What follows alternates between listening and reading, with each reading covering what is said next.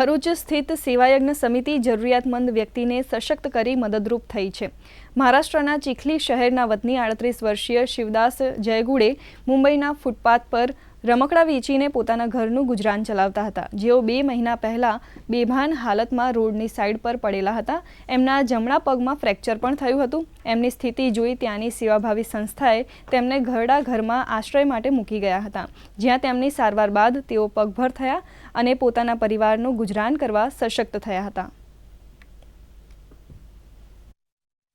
છેલ્લા 2 મહિનાથી ડોક્ટર ઇન્કલ ફિઝિયોથેરાપીના અંડરમાં એનું ફિઝિયોથેરાપી ચાલી રહ્યું છે અને હાલમાં એ પોતાના પગભર થઈ રહ્યો છે અને હવે એને આ ફેમિલી સાથે અમે મુલાકાત કરાવી દઈશું અને ત્યાં એની ઈચ્છા છે કે ભાઈ હું પાછો પોતાનો કામ ધંધો કરી અને પોતાનો ફેમિલીનું ગુજરાન કરું।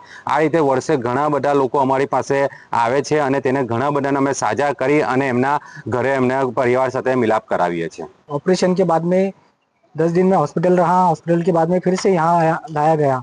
यहाँ मेरा बहुत कुछ सेवा किया गया और उसके बाद में 15 दिन में मैं खड़ा रह गया और सब्जी से बोलने से मैं थोड़ा थोड़ा वाकर लेके लकड़ी लेके चलने लगा।